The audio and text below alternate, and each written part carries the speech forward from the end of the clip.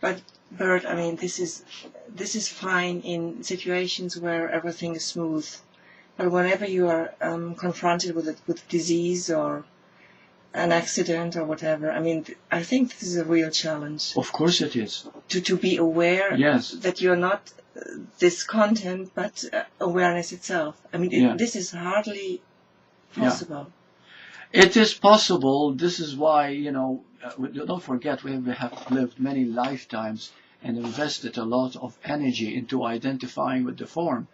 So in order to transcend the form is not an easy matter. Mm-hmm. But on the other hand, our true nature is awareness. So if we have the courage to look, to be still, to really want to know the truth, we can begin to realize it. Now, when we realize it, that doesn't mean that we get sick. We do not feel the pain, but we do not suffer as much because we know we are more than this. And it's a matter of, it's a matter of, well, you call it process or whatever, understanding that you are more than just an object. But this has nothing to do with having to transcend form.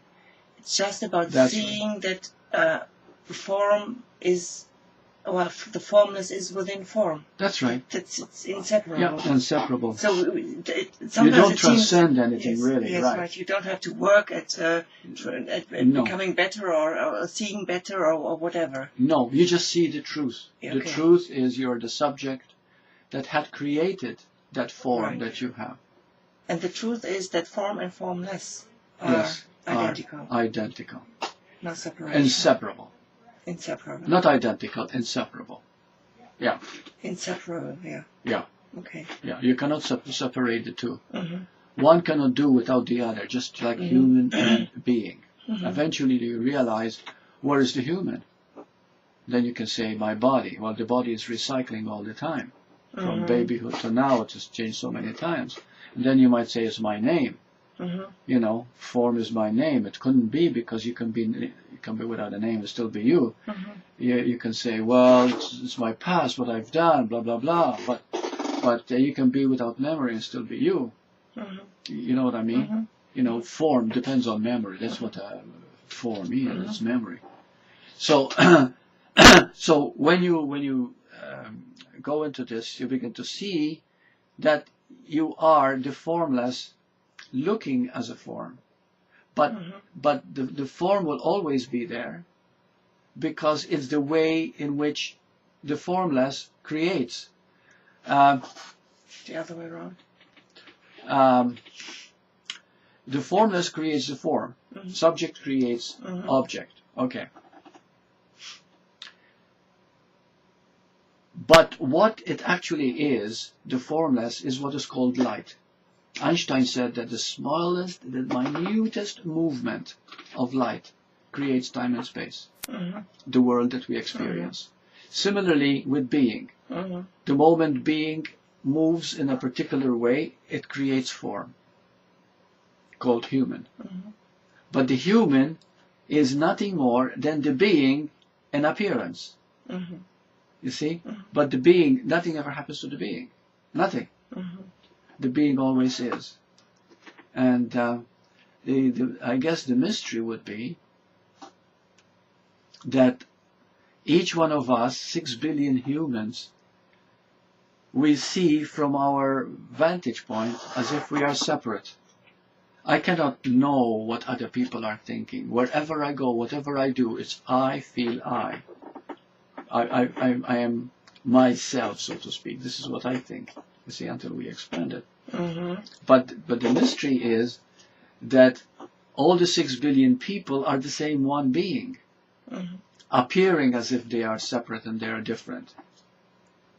So, so when you look at another human being and you have attained this great realization, you find that you are that other being too.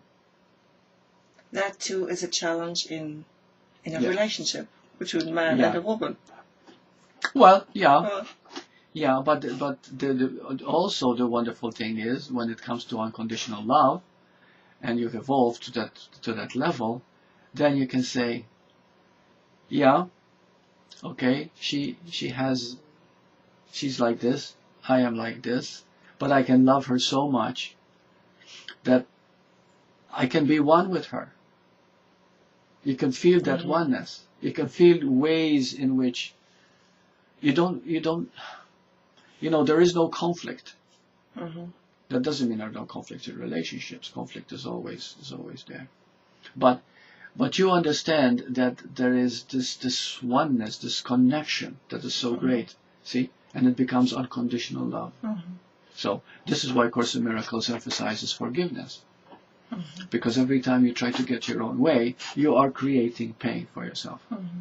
But if I forgive whatever any time that I think anything negative about you, I forgive it in myself because I'm thinking it. The moment I do that, I am becoming one with you. See, that's how unconditional love grows, through that forgiveness all the time. I still have to work on that one. Well, everybody has. Okay. So, and forgiveness for you is just seeing what is. Seeing it's not in the Christian sense that I forgive you because you have done something wrong, because I think you have done something wrong, but that's not that forgiveness is arrogant. Right. Yeah.